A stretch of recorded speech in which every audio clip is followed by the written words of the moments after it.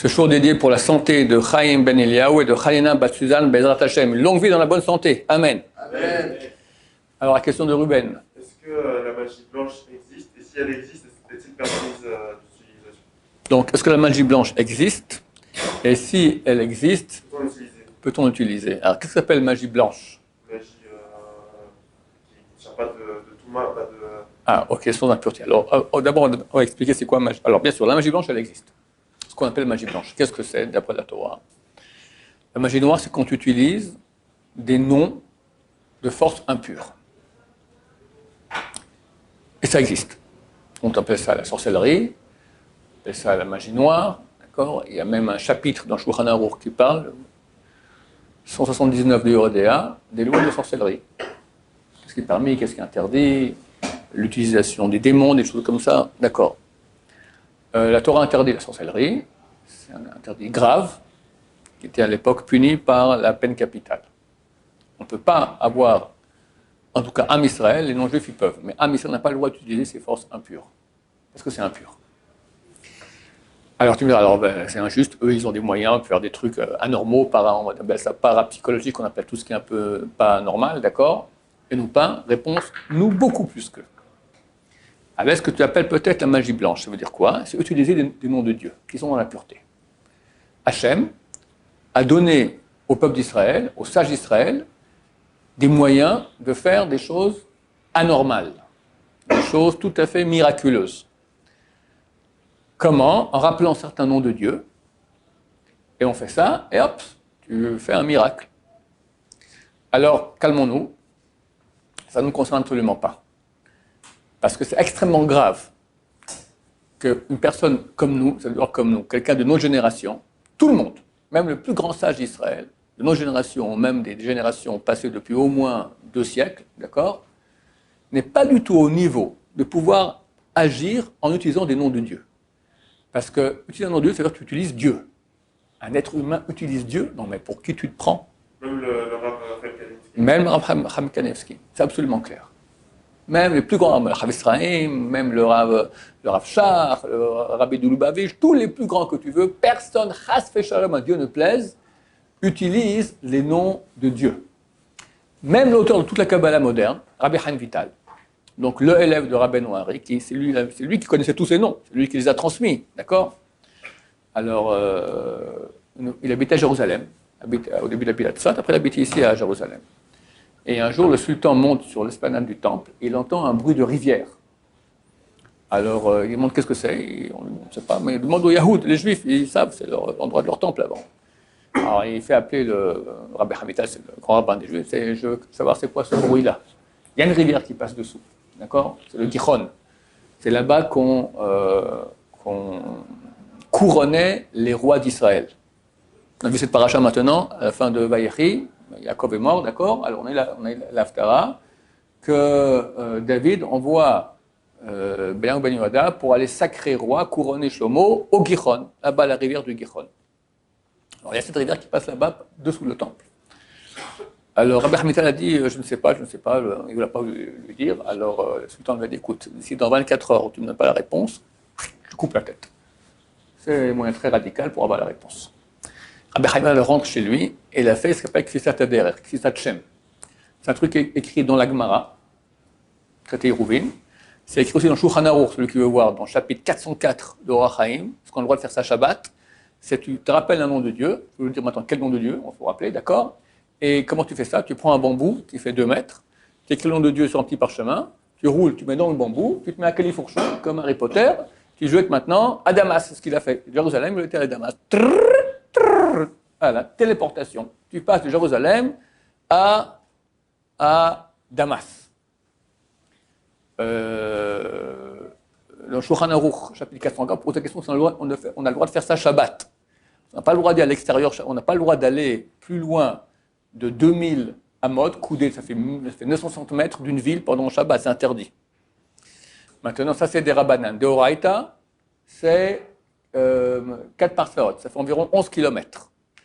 Quelqu'un maintenant, il marche sans rien porter, hors de la ville, 11 km, il dépasse 11 km, il fait l'interdit de la Torah. Shabbat, c'est interdit. La Gemara pose la question, est-ce que c'est valable aussi dans les airs? Ça, c'est valable jusqu'à 80 cm, 10 points du sol. On ne peut pas aller plus. Mais si quelqu'un, il fait ça dans les airs, comment? Il va sur des pieux. Ou bien, dit Shulchan Aruch el Agmara, Shulchan Aruch, il dit ça, avec Kfissat Shem, le nom de, le Kfissa, c'est le saut du nom. Tu rappelles le nom, tac, téléportation. Donc on voit que c'est une chose qui fonctionne. On parle de grands tzadikim qui faisaient ça souvent. Il y en a qui venaient recevoir Jérusalem, ils venaient recevoir le Shabbat et Jérusalem, après ils repartaient au Maroc, il y a des histoires pareilles, d'accord?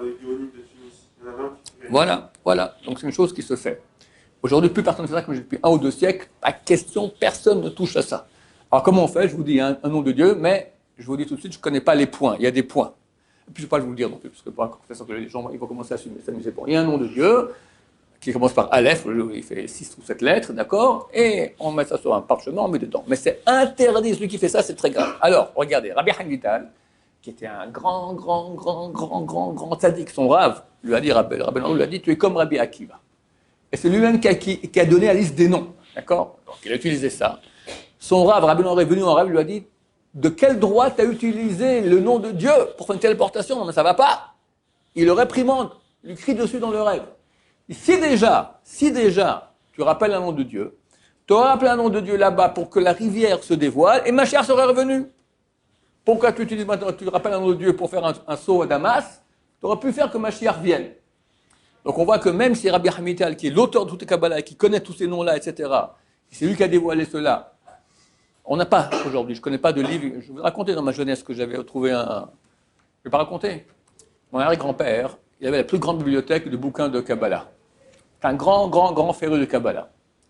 Il avait tous les bouquins les plus rares, etc. Et bon, je ne sais pas où c'est passé dans l'héritage de la famille, mais un beau jour, quand j'avais environ votre âge, mon oncle me dit, monte dans le grenier là-bas, chez mon grand-père, j'ai un petit Sefer Torah là-bas, je veux que tu le sors. Un vrai Sefer Torah portatif comme ça, aux $50 000, c'est un petit truc comme ça, mais un vrai Sefer Torah. Quand il partait en voyage, il le prenait, il pouvait faire un minyan, etc. dans la valise. Alors moi, j'étais beau, grand et fort, d'accord, je monte comme ça, 30 ans, je commence à farfouiller, puis du coup je vois une enveloppe comme ça fermée en plastique noir, tu sais, pour les feuilles de développement pour les trucs photos, le papier sensible.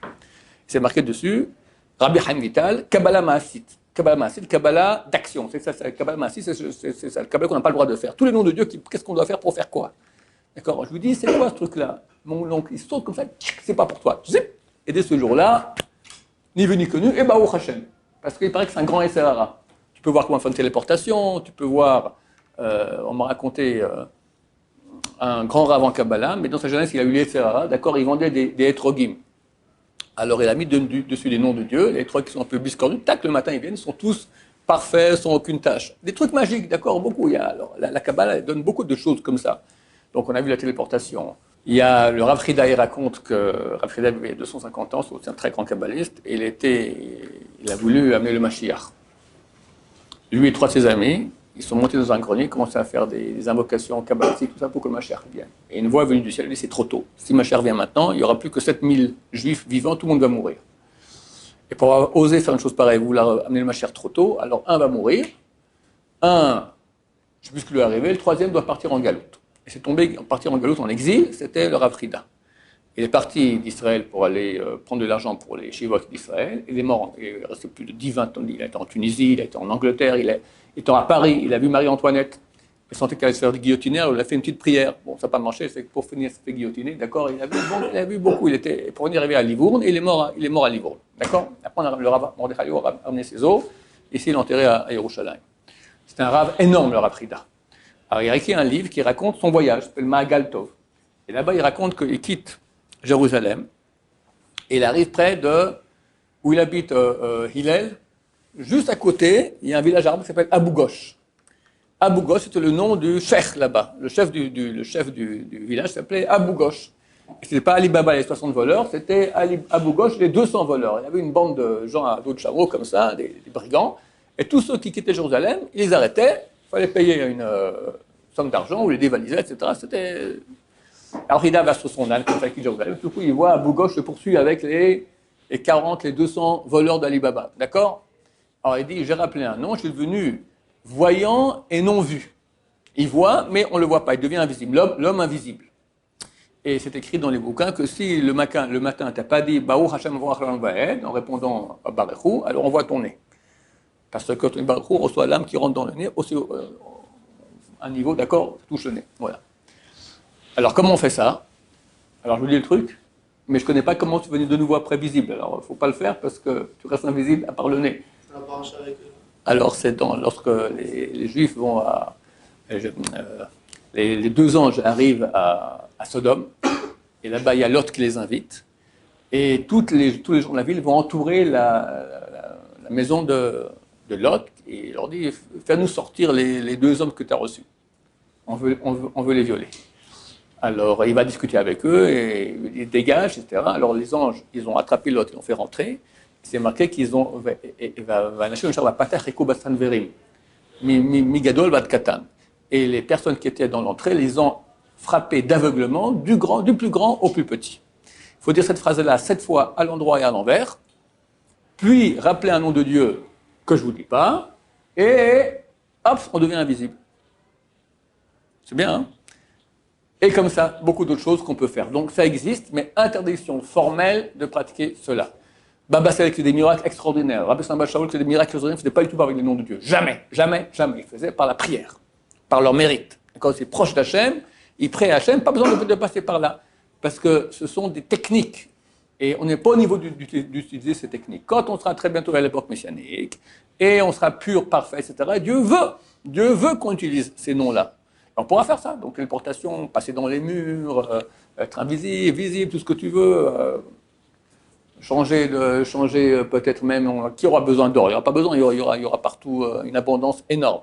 Mais toutes ces choses-là que les gens rêvent de faire, on pourra les faire facilement en utilisant les noms de Dieu, Bérat Hachem. Mais actuellement, on ne fait rien du tout. Si oui, par la prière, et c'est le meilleur moyen, c'est le moyen qu'Hachem il aime et qui fonctionne.